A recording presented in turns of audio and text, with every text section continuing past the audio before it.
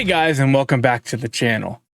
Today's theme for EMS week is sudden cardiac arrest and stop the bleed. As someone who's been on his share of cardiac arrests, it can be pretty hectic. There can be family around, random bystanders that can either be a distraction to what's going on, or sometimes even, God forbid, a hindrance for the emergency personnel on scene. There's one type of cardiac arrest, however, that can really change things, and that's when the patient codes right in front of the providers. I've had that happen to me once, and it can be stressful beyond belief. The time it happened in front of me, we were on scene for something completely unrelated, and then the patient suddenly just went into cardiac arrest. We didn't have any of our equipment that we would normally have for cardiac arrest in the house, so that's just added on. So today's video is about that specific type of situation, and this video may be hard for some to watch. So I'm going to put that warning here. I haven't seen this video, but I have heard of the story before. And either way, this should give you a good idea, if you aren't a provider, of what we go through when the unexpected happens right in front of us. Link to the original video will be in the description. All right, let's go. On July 24th, 2010, a BBC camera crew arrived at the headquarters of Yorkshire Ambulance Service for another day following the work of the team for the Helicopter Heroes series. Shortly before 7 a.m., emergency dispatcher Chris Solomons arrived for work complaining of feeling unwell. Chris's colleagues assessed him, and it quickly became apparent he was suffering a massive heart attack. Within minutes, Chris was in cardiac arrest, and his colleagues, along with a cameraman, immediately began to fight to save his life, using CPR and a defibrillator. Now, right there is even the more crazy situation that not only is it just a patient that is following you, but it's your partner, your colleague, someone you work with on a normal basis who's in the field or in the area of expertise here. Like, they are in medicine and they fall. So what happens? The cameras have been rolling throughout and captured this remarkable footage. And this is what I said. Hey, this.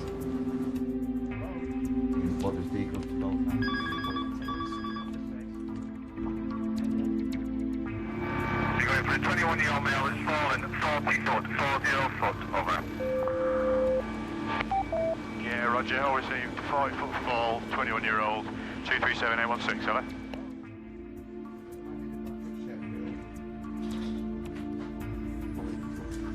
But no problems, we're on his way, Chuck. Cheers, love, bye.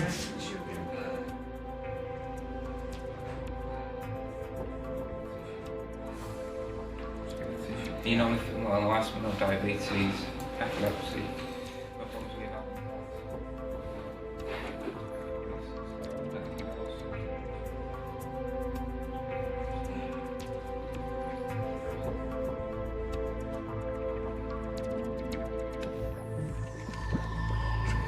ECG looks a little bit dodgy at the moment, not 100% sure what it is, okay, but we'll just err on the side of caution. It's just going to mean a trip down to LGR. Okay, let's pop that up there for us. There you go. Is it here? No, it's probably one. Just pop it up easy when you think it. Let's pop another one. Oh, God, I'm out of water. Yeah, we'll try one of these. It's going to need to be the secondary site. What time do they open? 8 o'clock. Or we're best with a crew. I'll have a crew. Yeah. Please, mate. Okay. Alright, mate. Just pop me on the floor. Yeah, you do. That's it. I mean, it's crazy enough that this happens, and it's even crazier to me that the film crew was filming the whole thing. But I know I've read the comments, and I believe it was Chris has the top comment on here, the victim here. So I would assume he approves of this being out there. Get on the floor, India. Yeah, get him on the floor.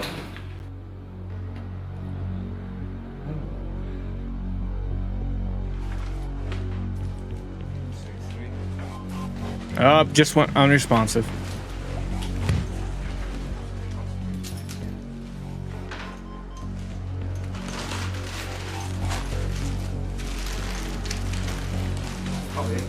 down here, mate?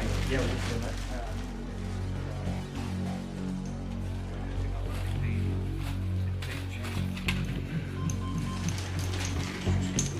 Can you ring 999 and get us a crew, please? Hello, can I have an ambulance, please, at Leeds Bradford Airport? The air ambulance base, please. Connect electrodes.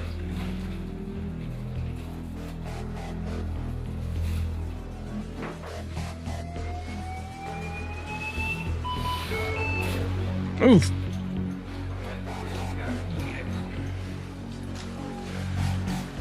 All right, Chris. Go on, kid.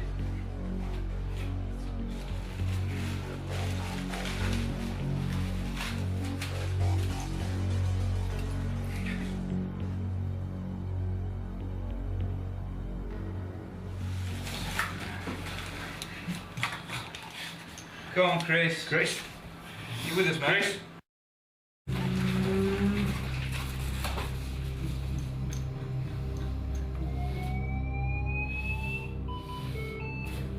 Ah, I was wondering what that cut was for. I guess that was the commercial break or whatever. Chris, it's James, you're at work. It's just oxygen, it's just James, you're at work. Just relax. All right, Chris. All right, mate. You're okay. You're at work before. What's All that? right. Okay. Your chest, Chris. I'm just giving you some morphine now, Chris. It should take the pain off. They don't open till 8 o'clock in the morning. We're on the early shift today at 7. It's now 7:35, so we may just get lucky, but we'll have to wait and see. Got an ambulance on the way, and we'll decide then what's the best thing to do with Chris. So he's back with us now, so thank God for that. Your chest, Chris. Now that's something I have one save under my belt from sudden cardiac arrest, but I've never had them wake up in the middle of doing compressions or, get Ross back in that situation. Had Ross come back many times, majority of the times they end up passing away once they're in the ER and in the trauma bay, or later on in the in ICU. I've only had one person that I've personally had to do CPR on and was involved in the scene where they walked out of the hospital. And definitely, I think might freak me out if they woke up in the middle of it. But I know of it happening, and obviously it just happened here. And I know people who I work with who it's happened to. Me personally, I think I'd be a little weirded out by that, but let's keep going. I'm just giving you some morphine now, Chris. It should take the pain off in a second. All right, buddy. Okay. All right, Chris. Scare me shit.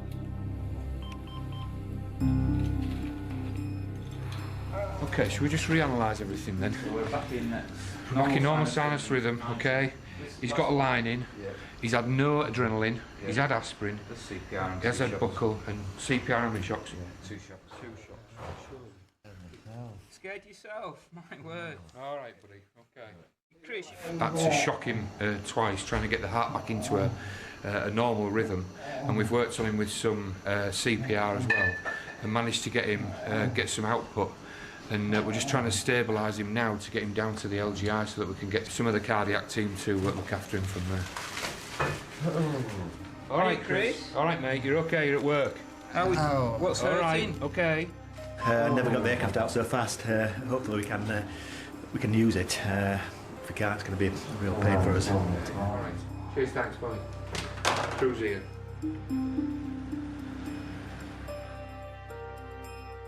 Oh, absolutely dreadful for us, obviously, with it being one of our own, and just took us on the hop a little bit there. Obviously, we just didn't expect him to come in like that, but that's what we're trained for, and we've managed to get him back. Hiya, mate. Hiya. Just need trolley off. Yeah. All right. We're just debating whether to go by air or not. Because Is it cardiac arrest? he's had an arrest, yeah. Is he Yeah, had- we've got output, yeah. Yeah, he's had. Forgot to unlock the door, huh? Chest pain. Looks really pale, clammy. He's he went off on us after about 10 minutes, and we've shocked him twice. He's had CPR. We've got him back at the moment. He's been speaking to us. So we're going to go on to trolley initially. If we can get hold of the LGI, we'll just trolley him to aircraft and take him. Okay? What we're going to do, lads, is if we could just hang on 2 minutes. We're just sorting the helipad out. Yeah, I think so. Okay. It was just with a couple of extra pairs of vans. We didn't know where we were up to at that stage. This is just it's still crazy to me that they were able to film this whole thing. On 3, 1, 2, 3, lift. All right. Yeah, Chris just gave me the shock of my life, I think. Yeah. Okay, 1, 2, 3, and lift. Keep going, lads. Keep going. Keep going. Keep going. Keep going. Beautiful. Right there. All right, buddy. Yeah, bud.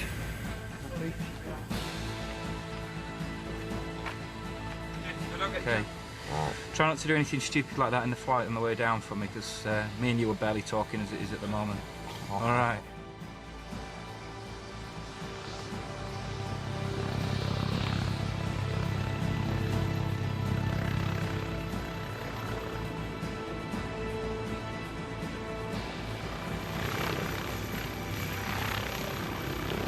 The plan is that Chris is going down to the LGI, down to the CCU down there to be assessed by the cardiology team, trying to open the coronary artery that's blocked.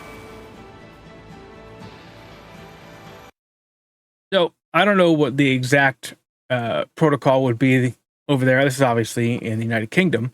However, at least at the hospital we go, I can almost guarantee you, based on that, he's going straight to a cath lab and probably going to have a stent placed in, among other things. But I would imagine that's going to be a top priority, even over here. Another thing that was really cool for me personally is seeing that even though they are in the United Kingdom, that pretty much the protocols for how you work it are pretty much exactly the same. This is obviously from 2010, I think it was. So things have changed in 12, 13 years as far as what is the best route to do things and things like that. And every agency is going to have their own protocol. Like, one thing that surprises me for this specifically is that there were only like 3 people on scene doing it all, which is awesome. Whereas on a scene, if we get called to a cardiac arrest, we usually have 10 people because fire crews and everything show up. It's happened at a facility for medical personnel, so not really that surprising that there wasn't everyone coming and they got there. People who were coming came and got there as they could. But I don't know, that was just something that's cool. So curious to see how this keeps going.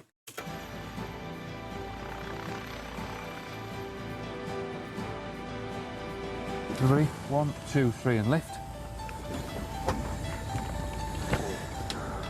Chris, we'll make sure Dave comes to visit you every chance he gets. All right, buddy. All right, mate, we're just coming into coronary care, okay?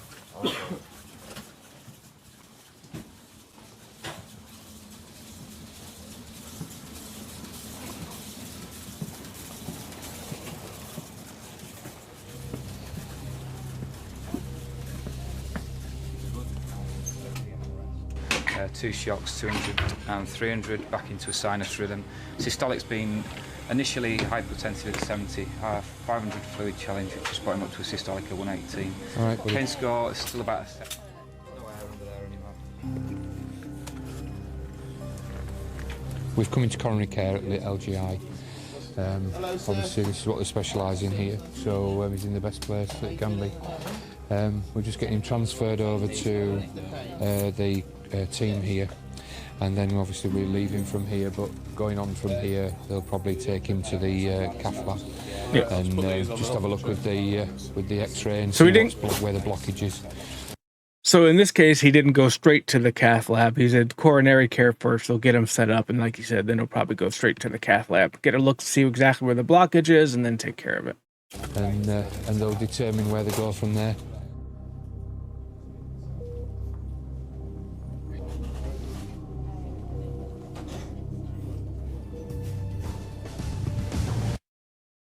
Interesting.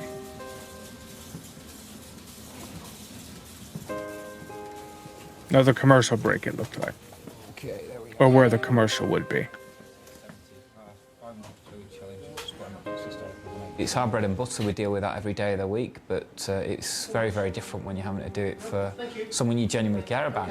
He's a good lad, he's one of our own, so you don't want to see harm come to anyone.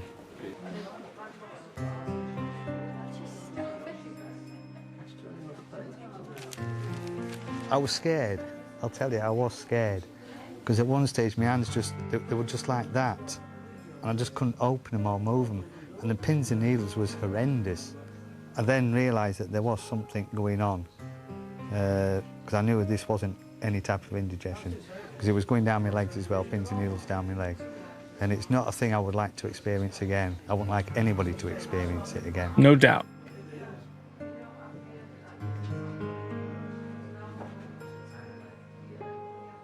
All the guys at work have turned around and said if there's anything they can do to let them know, which is brilliant, So, just wait and see how I get on.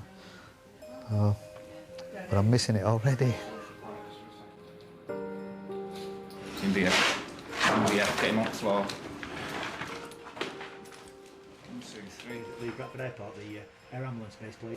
And it's just crazy how fast it can go from somewhat of a normal situation. And then I don't remember anything after that until I'm on the floor by the table. There's Lee and James looking over me. I don't know where Cobby was at the time. Then 2 other paramedics.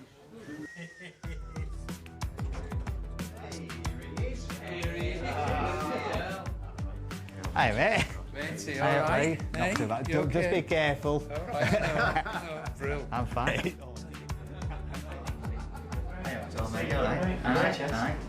Still a bit sore. Is it?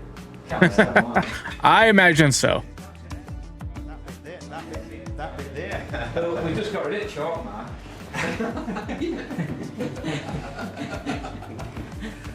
Oh, give up. Don't make me laugh. It hurts.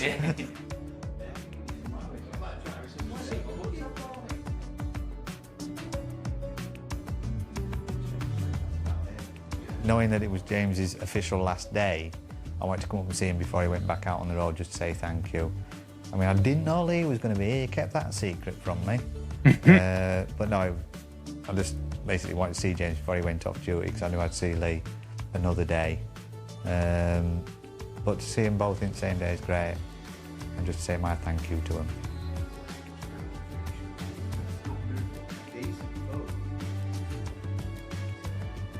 I would much rather be back at work doing my job than be sat at home not doing anything. Yeah. All right. So that was a really good story. Let's talk a little bit. So, not going to talk too much. It was pretty self-explanatory. I would say that, rule number 1 about sudden cardiac arrest is the quicker someone is able to start performing CPR, the odds of saving that person's life is increased.